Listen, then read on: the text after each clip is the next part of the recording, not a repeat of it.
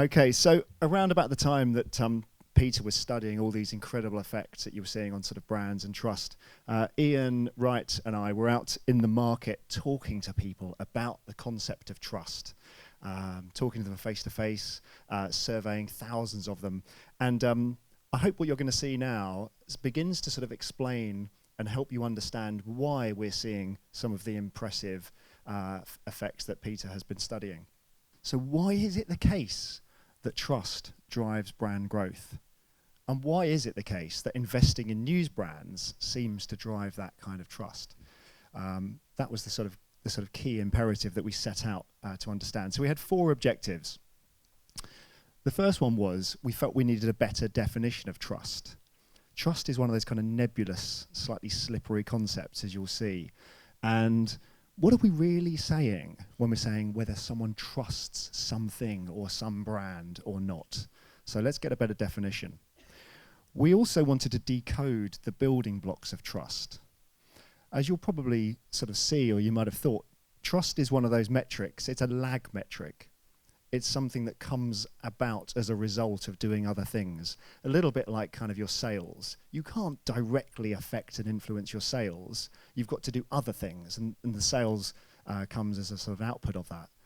And trust seems to be the same. So if we want to shift trust, if we agree that trust is good, we want more trust, we can't directly affect that metric. It's an outcome. So what are the inputs? What are the things we can do to drive that trust up?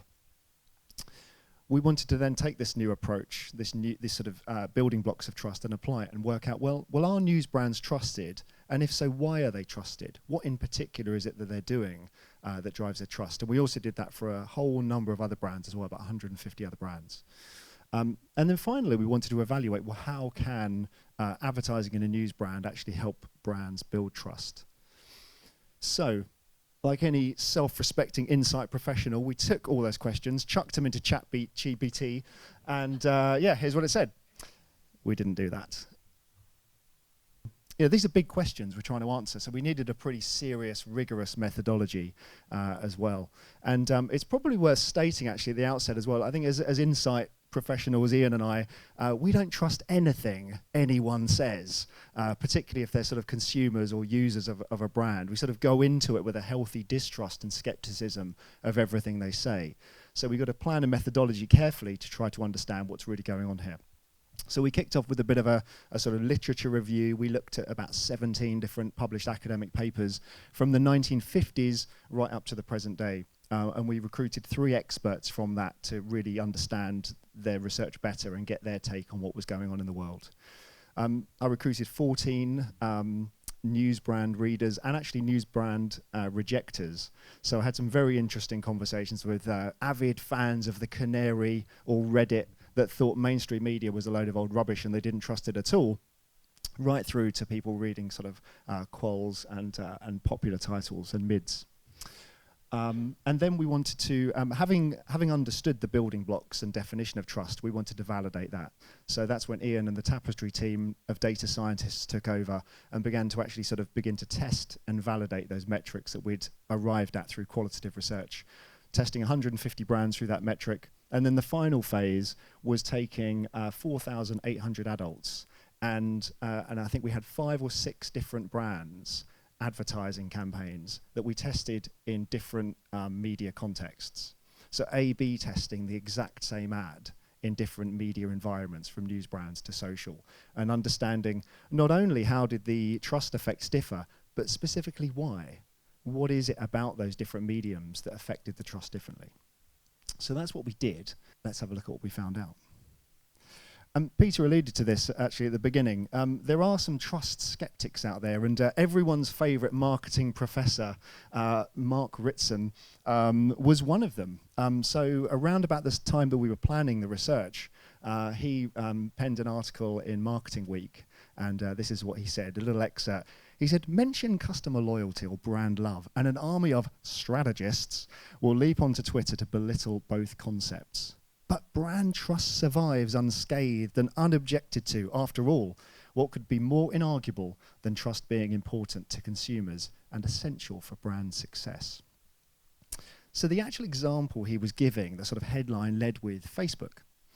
And his argument was, hang on a minute, we've got a brand here whose trust scores seem to be incredibly low, and yet, this is around like late 2021 he was writing, and yet their growth seems to continue unabated. They're adding users, their profits are going up. So how can trust matter? Because it doesn't seem to with Facebook. And he had some other sort of examples like Amazon and people like that. Now, you know, with the benefit of hindsight, it's quite an easy answer perhaps to say, well, look, trust got them in the end. You know, they're not growing at that rate now. Their growth has plateaued, and certainly you can't sort of turn to the pages of any sort of journal and not see and not notice the big sort of staff layoffs that they're having. But we weren't satisfied with that. We wanted to answer, how was it that they were seemingly able to defy trust gravity for 10, 15 years? Because if trust really is so strongly correlated to brand growth and brand performance, what was going on there? We needed to be able to sort of explain that sort of apparent disconnect. And I think we can. So one of the first things, I said we needed a better definition of trust. And one of the first sort of issues here is this idea that trust is just a poorly understood concept. So when you're asking if someone trusts Facebook, what are we really asking them? So look, I'm going to encourage you to look past the 1970s slightly sort of gendered language here and have a look at what Porter et al. Said in their paper. And they said trust tends to be somewhat like a combination of the weather and motherhood. It's widely talked about, widely assumed to be good for organizations, but when it comes to specifying just what it means in an organizational context, however, vagueness creeps in. And it's this sort of vagueness that sort of plagued measurements of trust and discussions of trust throughout. But, you know, that was back in the dark ages of the 1970s. You know, surely things are better now. This is from 2023, the Edelman Trust Barometer. Is everyone familiar with this? Been going for about 20 years. Anyone from Edelman here? Because it might dramatically affect how rude I'm going to be about them. But no, only joking. So look, when we see this report and the way that trust is talked about, it's often presented in a very sort of abstract kind of way. So this slide, you know, taken from one of many in their study, they're saying trust in business declines in 15 and gains in 8 out of 27 countries.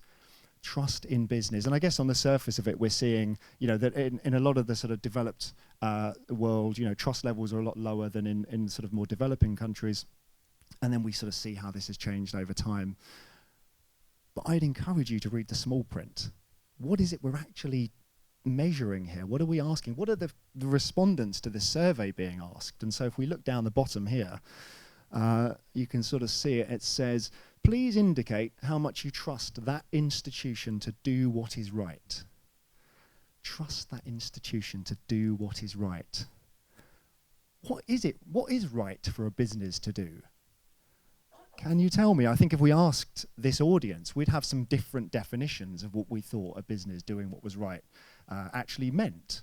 You know, is it returning profit to shareholders? Is it actually acting for the good of humanity and social progress? It's not entirely obvious to me that we'd all have the same definition. It also isn't obvious to me that that's got anything to do with what we would actually do with our money or our decisions or about our behaviour. And I've got to say, I don't know about you, but when I look at this report, and I have done over a number of years, I always just end up coming away thinking, so what? Just gone down. That sounds bad. Is it bad? What difference does it make? What does it matter? And I think for brand owners here, media buyers, I think we really need to understand, well, if trust does change, what effect does that actually have and why? So I think we can do better. And actually, as often is the case, when you look back at other things, other academic reports in the past, sometimes people have got to the right answer, but they've sort of been ignored or it's been lost in the sort of the sort of sands of time. But back in 1995, a trust expert, Daniel J. McAllister, defined it like this. And I think this is a much more useful and accurate definition. So he wrote, trust can be defined as the extent to which a person is confident in and willing to act on the basis of the words and actions of another. Confident in and willing to act on. I think that willing to act on bit is so critical. And it's so different from that Edelman definition. Because at the end of the day, we want to sell stuff, right? We want people to decide, choose, buy, and actually do a behavior, take an action. And so having being confident enough to act, that's the key. And that's where trust can really, really help us. He goes on, and I think this is another really important factor, because trust isn't always required. Trust isn't always necessary. So he said, the amount of knowledge necessary for trust is somewhere between total knowledge and total ignorance. And so what he means by that is, if we have perfect total knowledge, if you know exactly what it is you're buying, you don't need trust, because you've got the knowledge. If you have no knowledge at all, that's nothing to do with trust either. That's just a guess. You're merely guessing whether this product is going to work for you or not. Trust sort of hovers somewhere in between those two poles. And so I think if I was going to sum this up even further, we're saying trust helps us make confident predictions about other people or things based on limited information. So we're making a prediction about how something's going to behave in the future based on limited information. And I think this is a really important point. I mean, essentially we're saying trust enables us to act whilst thinking less. Now, it's not entirely obvious to me that that's a good thing if you're choosing your next Prime Minister or voting for your MP. Do we want people acting without thinking? And a lot of the hand-wringing that goes on about declining levels of trust in institutions or politicians may not be a bad thing. One of our experts we interviewed, Charlie Beckett, said, journalists don't trust anyone.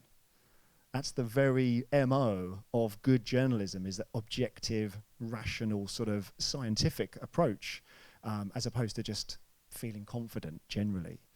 So, maybe we don't want people acting without the full information when it comes to voting. But we're here from a commercial point of view, and it is clear that engaging people's system too and asking them to do lots of hard work in order to work out which brand they want to buy is a bad thing.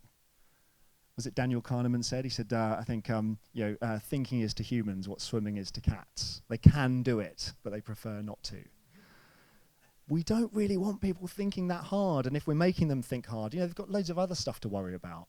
We want people making much more automatic, intuitive decisions, and letting their system guide them to the correct decision.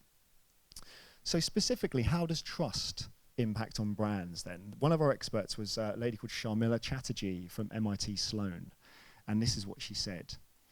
A brand that delivers on its promise reinforces a perception of that brand as reliable, which encourages repeat use, which increases the number of interactions. This strengthens the linkages and makes it easier for consumers to recall. So she's saying, essentially, that trust matters because it increases a brand's mental availability. Now, I'm sure we're all sort of well-read good marketers here, but just a sort of reminder on what we mean by mental availability. So, identified and defined by the Ehrenberg-Bass Institute for Marketing Science, and Byron Sharp has written a lot about this. But essentially, mental availability is the readiness of a brand popping into your head at a category entry point.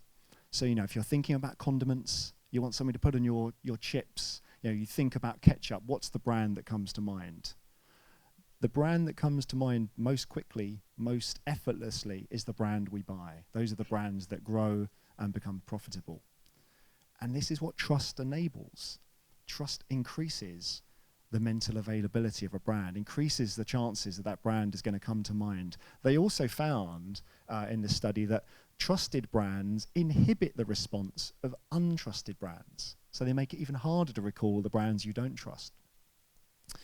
They also found that trust increases the effect of your advertising. She said, for the same dollar investment in advertising, a high trust brand reaps a larger increase in its share of market vis-a-vis its low trust competitor. So effects like Peter would talk about, excess share of voice leading to increased share of the market, it increases the effect of that advertising.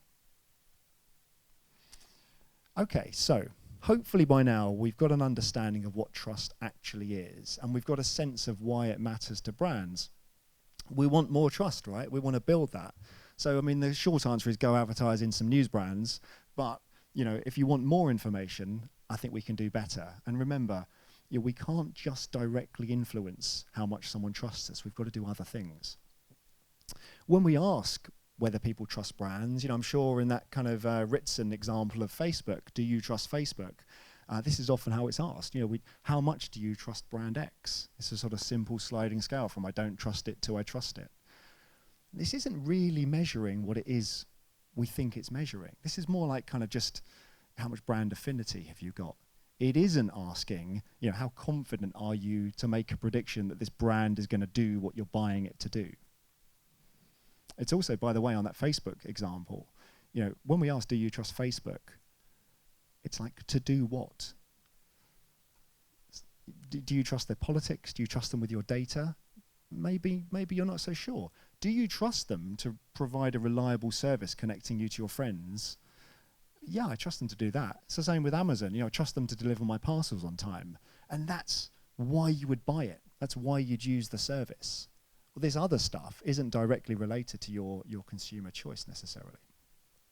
So we've got to do better than just this simple straight sliding scale. And so the qualitative research that we did helped us decode trust and get underneath like the different elements of it. This is a screen grab actually from one of the interviews we did. This is interview 8. And it's meant to be rough and ready because it's literally a grab from Miro. As I was running the interview, this is my notes around like what they were saying. So this was a little lab test we did. We gave people different news scenarios, and then we gave them different news sort of contexts. And we said, in a very instinctive System 1 way, just rank these from most trusted to least trusted. But then we spent a lot of time digging into it and understanding, well, why did your gut instinct take you there? What's going on subconsciously when you made this decision? So, this was an example. Imagine new information coming to light about a new strain of COVID. Heaven forbid. Your most trusted source down to your least trusted source. So over here on the right, we've got a post on Twitter by an academic expert. This is before Elon took over, so I'm not sure where it'd be today. And a newspaper's website. And then we went down, a post on TikTok by a well-known celebrity. Maybe it depends who the celebrity is, but that was pretty low. The interesting thing is, and this is how we sort of do our analysis, we look at the language people use, we look at what's driven this ranking or this response. And there's a few nice little clues in here. The first one, TikTok. We hear about it, we talk about it a lot. I'm not sure how many of you use it. Maybe you're sort of middle-aged like me and you just wait for those TikTok posts to appear on Instagram and then you get to see them that way. But a lot of people on our research were saying, I'm just not that familiar with it. I don't know if I can trust it because I just don't use it very often. I don't really understand it or know what it's about. So it's clear like there's something about familiarity and trust in here. There's something about competence. You can see language like reputation.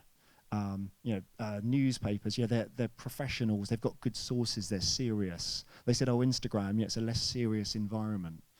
This is about competence and credibility and seriousness for a serious news story like COVID. Obviously, that would be very different if you're asking about sort of celebrity gossip or relationship or an entertainment feature, obviously. And then there's other stuff in here like the post on Twitter by an academic. One of the reasons that's more trusted is because there's social cues in here. You can see the crowd's response. What's everyone else said about this?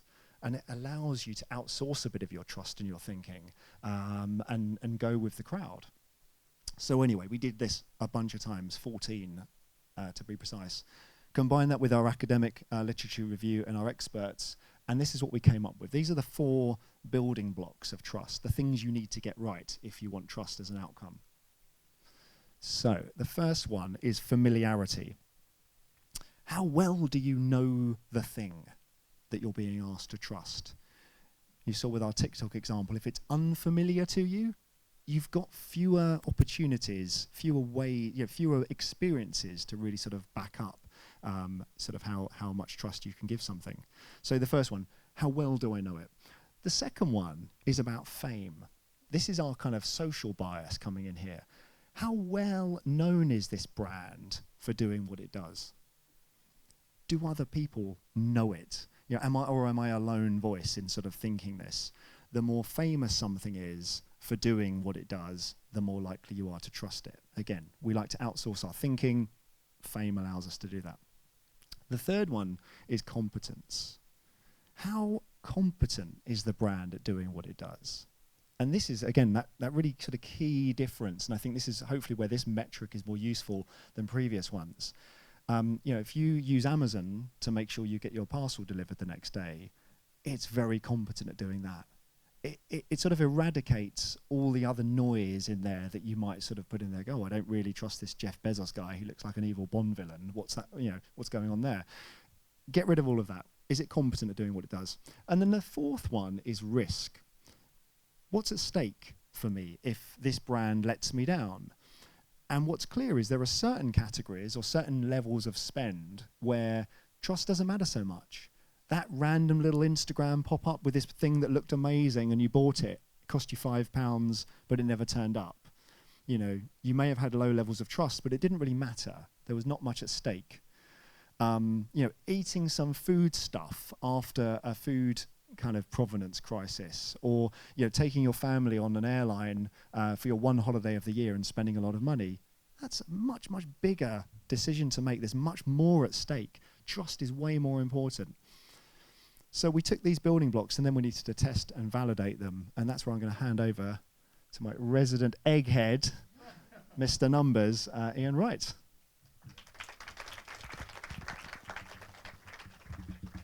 Good morning. Nice to see you all today. I'm going to go through this pretty quick. As Andy says, we can take these four pillars, these four building blocks of trust, and we can create a stronger definition, a stronger metric to measure trust. And effectively, as you can see here, the four pillars break up into two groups. So on our left, we have our forces of good, familiarity and fame. If you know a brand, if it's something that you can relate to on an individual level, if it's a brand that you know to be known for doing kind of what it does, those are going to be a boost. They're going to help push up trust in a brand. And then on our right-hand side, we've got the bad guys, the drags, are sort of Bond villains, if you like. So if you're not seen as being competent at what you do, if you're perceived to be a risk, and that could be, as Andy said, it could be a social risk, financial, maybe even a personal safety risk. If you're scoring badly against those two dimensions as a brand, that's going to drag your trust down.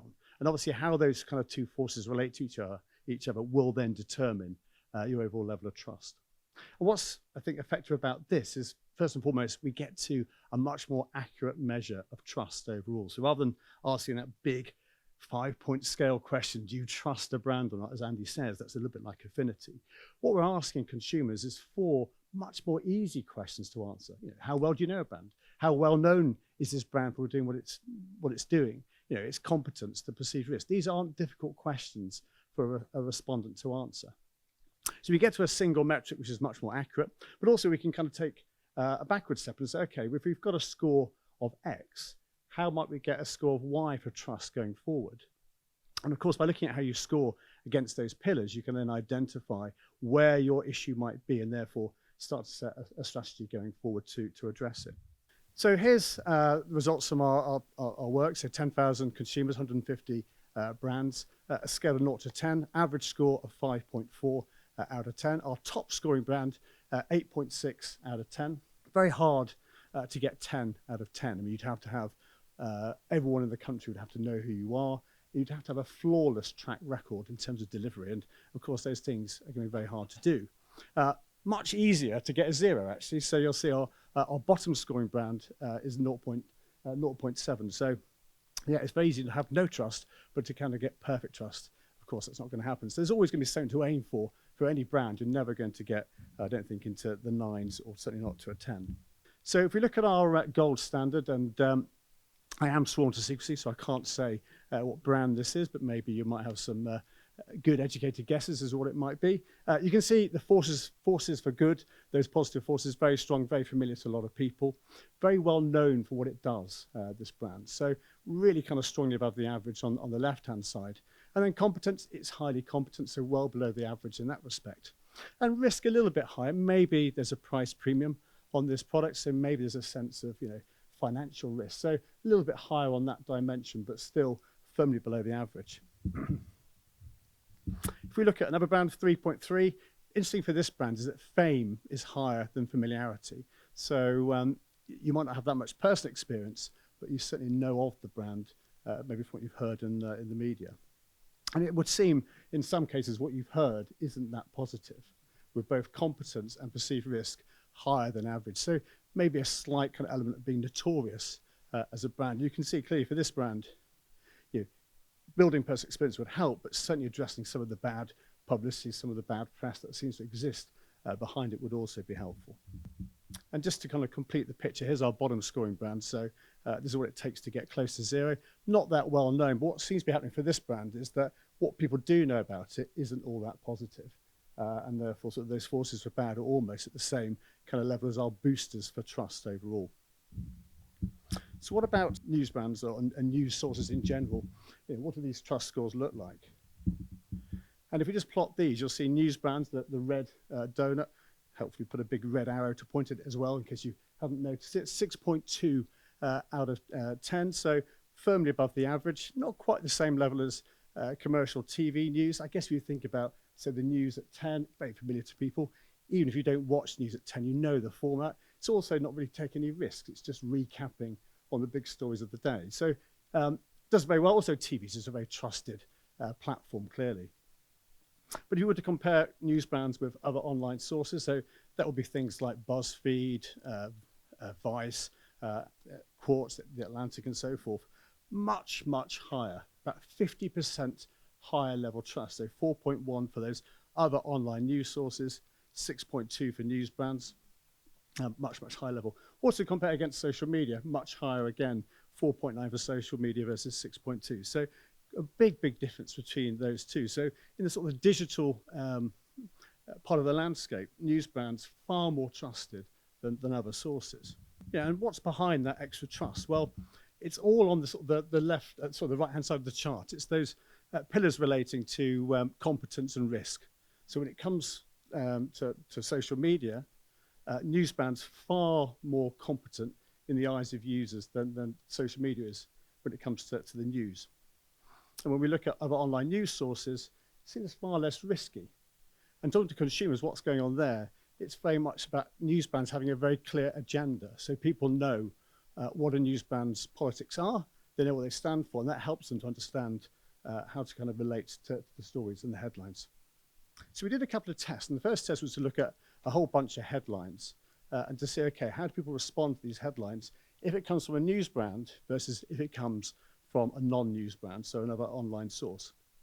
And these headlines you could group into three buckets. So stories which inform, stories which represent a reader's interest or their point of view, and stories which act as a diversion or escape. So, for example, we had a story about a pig in a working men's club and a packet of cheese and onion crisps, which, I mean, the headline's a bit more succinct than that, but you get the idea of the story. It's there just as a bit of fun.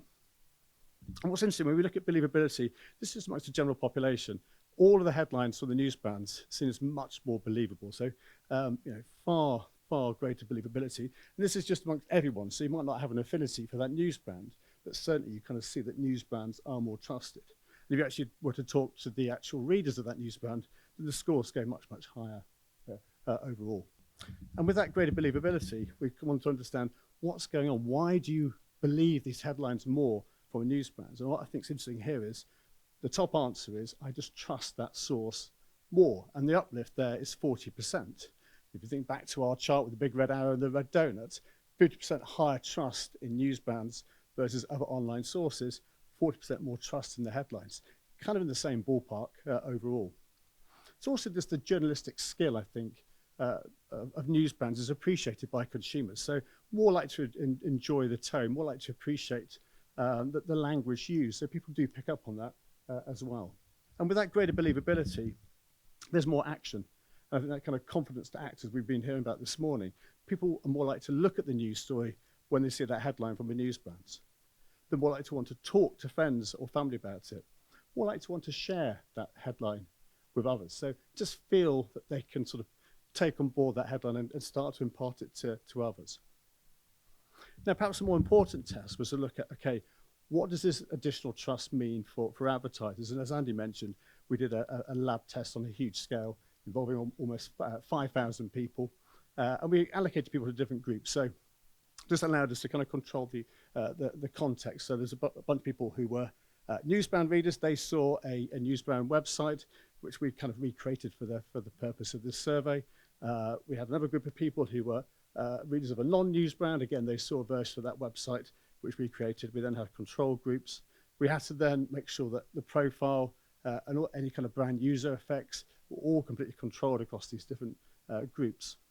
And as Andy mentioned, we had 5 advertisers. So 2 fairly new brands, 3 much more established brands. And we took very kind of conventional advertising. We weren't taking, award-winning campaigns, just very kind of standard display ads from each of these advertisers. And what we found is that strong trust in news brands results in increased trust for advertisers which appear on those news brand websites. And just put a number to this, the average across the 5 brands here, 50% uplift in trust for those brands compared to the same brands advertising on a non-news brand website. And again, think back to our chart with the red donut and the big red arrow. Again, that 50% extra trust in the news brand relative to online non-news brand sources, all being transferred to the advertisers on a news brand website. So huge contextual effect going on. If you look at our 2 newer brands, actually getting almost double the level of trust when they advertise on a news brand versus a non-news brand. So, a really big impact for those brands. Obviously, for a lot of people, it's a bit of a blank canvas, and this makes a massive difference to how people start to perceive those brands. I mean, not surprisingly, for bigger brands, not going to get quite the same uplift, but even so, pretty impressive at 30% increase in brand trust. And I think what's interesting, again, it's all about those forces for bad. So they all come down. So there's a sense that a brand is more competent when it advertises on a news brand. So people are much more likely to kind of feel it's good at what it does. There's also a sense that there's less risk in buying or choosing that brand when it's part of a news brand as well. So those 2 kind of negative drags or potential negative drags on brand trust both get reduced when a brand advertises on a news brand. And just to kind of complete the picture, Peter spoke about quality. We also see that quality perceptions go up by 60% as well. So you're kind of seeing this sort of dual effect of trust and quality both moving up in unison. Now, one of the experts that Andy spoke to, Greg and I asked, he pretty much told us this answer at the outset. So we maybe listened a bit more carefully and trusted what he was saying. We could have saved ourselves 6 months of work and just kind of cut to the chase. But what Greg says is trust in the context doesn't matter for awareness. Fundamentally, you could scribble the name of a brand on a post-it note, stick that on every single lamppost in London. You're probably going to build awareness to a degree, but you're not going to do anything beyond that. And that's the important point from Greg here. If you put an ad in a trusted context, people will have a higher preference for that brand. And if it's a trusted media context, people assimilate the trust in the context and transfer it over to the brand that's in it. And that's what we're seeing in our data, that 50% higher trust in news brands versus non-news brands, which you saw on one of those first charts. All of that additional trust is being transferred to the brands that advertise in that context. So our data completely aligns with Greg's point of view.